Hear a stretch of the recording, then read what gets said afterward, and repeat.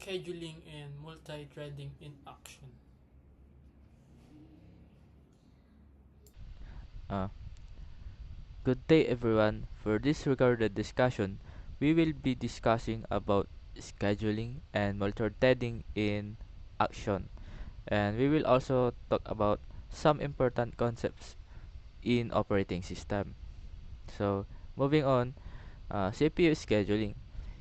Isa siyang process na ginagamit ng operating system para mag-decide kung aling process ang gagamit ng CPU next. Since maraming process ang pwedeng naghihintay o maghintay, kailangan ng scheduling algorithm para maging organized ang execution ng CPU. So, next one is FCFS, meaning first come, first serve.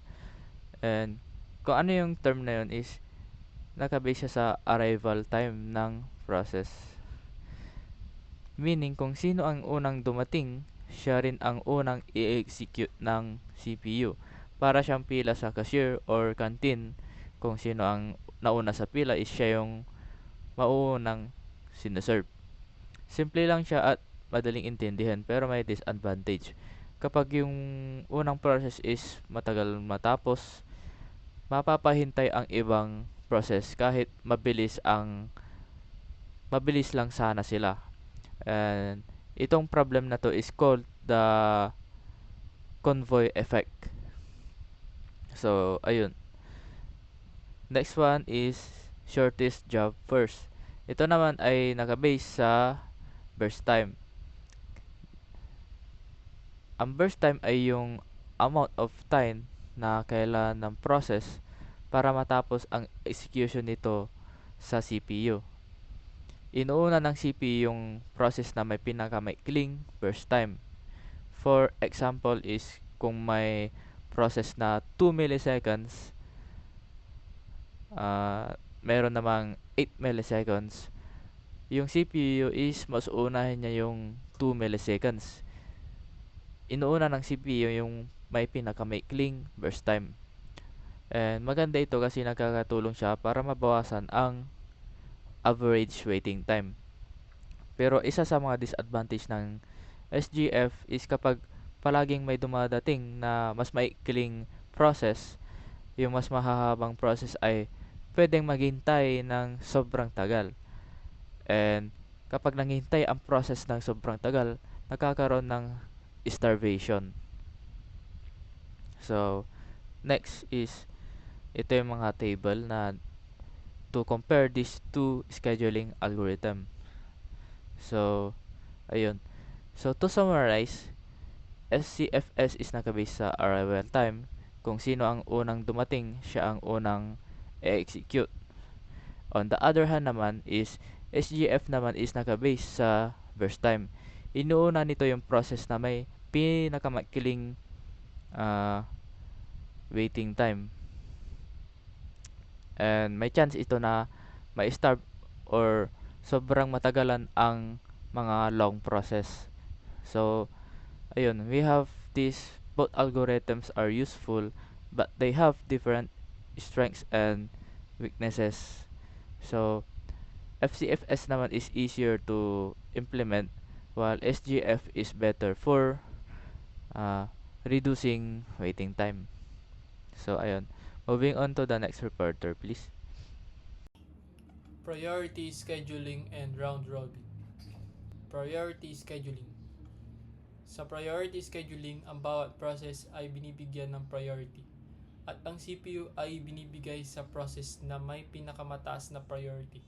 At minsan, ang pinakamababang number ay ang may pinakamataas na priority. For example, priority 1 is higher than priority 5. There are two types of priority scheduling. The first is primitive priority scheduling and the second is non-primitive priority scheduling. Sa primitive priority scheduling, kapag may dumating na bagong process na mas mataas ang priority kaysa sa current na tumatakbo, kukunin ng CPU ang control sa current process at ibibigay ito sa mas importanteng process. Ibig sabihin, pwedeng ma-interrupt ang kasalukuyang process para unahin ang mas urgent na task. Madalas itong ginagamit sa mga critical system kung saan kailangan mauna ang importanteng trabaho. Sa non-permittive priority scheduling naman is, kapag nagsimula ng tumakbo ang isang process, tuloy-ituloy ito hanggang sa matapos. Kahit may dumating pang process na mas priority, hindi ito pwedeng ma-interrupt habang nag-i-execute ito. Hintayin muna matapos ang current process bago mabigay ang CPU sa susunod na process. Next is round robin. Ang round robin ay isang scheduling algorithm kung saan ang bawat process ay nakukuha ng pantay at fixed time slice na tinatawag na quantum para gamitin ng CPU. Kapag naubos na ang process ang kanyang time, mapupunta siya sa likod ng queue at maghihintay ng kanyang susunod na turn. Kaya naman napaka-fair ng round robin at perpektibo ito sa mga time sharing system dahil walang process ang makaka-monopolize ng CPU. Hello everyone. Today I will explain important concepts in CPU scheduling. Waiting time and turnaround time. These are key metrics used to evaluate the performance of an operating system. Let's start with waiting time. Waiting time refers to the total time a process spends waiting in the ready queue before it gets executed. This means that process is not yet running, it is simply waiting for its turn to use the CPU. For example, imagine there are three processes in line. If your process is third, it has to wait while the first two processes are executed. The time spent waiting is called the waiting time. Lower waiting time means better system performance. If waiting time is high, indicates delay in lower system responses. The next is the turnaround time.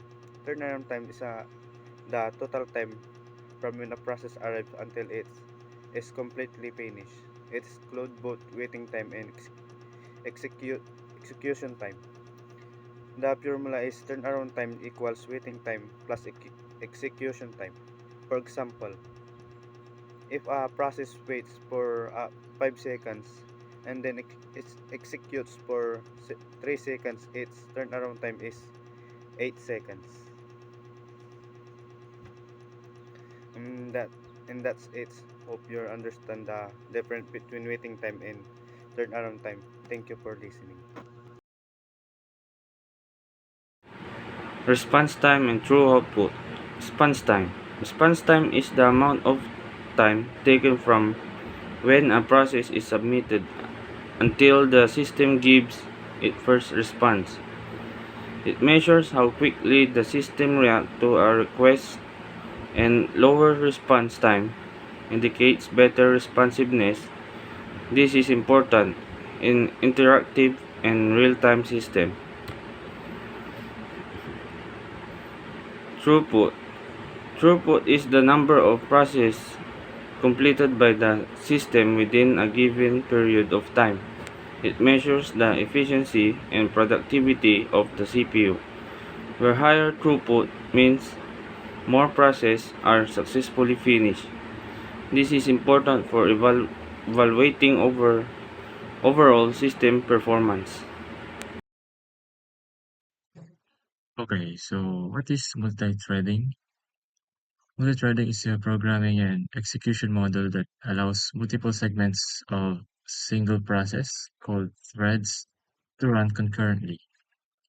And the worker analogy of this multi-threading is if a process is a factory, then a thread is a individual worker on the assembly line.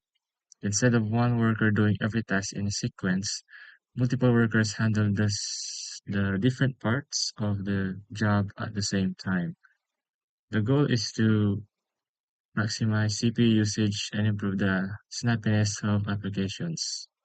So here's the table, the definitions, and the the difference between a process and a thread.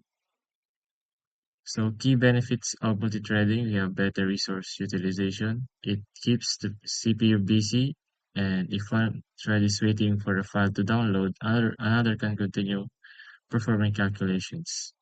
So number 2 is enhanced responsiveness. In a GUI application, the main thread handles the buttons and menus, while background threads handle heavy data processing, and this prevents the app from freezing.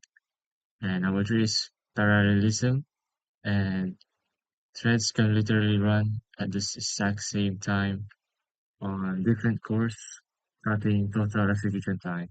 And lastly is the economy. Since threads share the same memory space as their parents' process, it is much cheaper and faster to break a thread than to start a whole new process. So types of multi-threading, we have user level threads, and it is the management entirely by the user level library without the operating system knowing. And the pros is very fast to create and manage, and the consequences is if one thread blocks, the entire process is blocks because the OS thinks it's just a one big task. And number 2 is the kernel level threads. And this one is the OS and manages the threads directly. And the pro of this thread kind of types of thread is if one thread blocks, and the kernel can simply schedule another thread from the same process. And the downside is it is slower than the user level threads because managing them requires system calls to the kernel. Real-world examples of multithreading. So, maraming mga examples ng multithreading na kasalukuyan natin ginagamit sa panahon ngayon. But I will only give a few examples for them. So, number 1 is the web browser. Sa web browser, pwede kang mag-scroll dun sa webpage nila at pwede ka ring mag-play ng mga video or audio habang nagda-download ng mga files. So, lahat yun ay gumagamit ng iba't ibang threads. Another example is the video games. Sa video games naman, ibang thread yung nag-handle ng graphics, rendering, iba din yung sa audio at sa networking. At the same time, iba din yung yung nagmamanage ng mga input ng mga players nila. Yun. Also, yung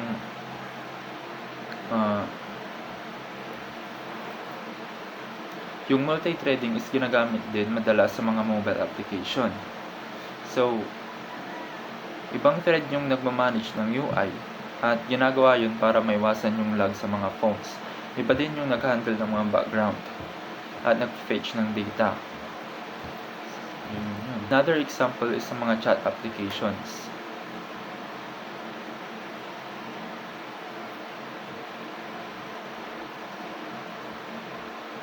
So, isang thread yung nakikinig sa mga new messages at isang thread din yung nag-update sa mga UI at nagpapadala ng notification at maaari ring isang thread yung sa pag-upload ng files. So, ginagawa yun ng sabay-sabay sa pamamagitan ng multithreading.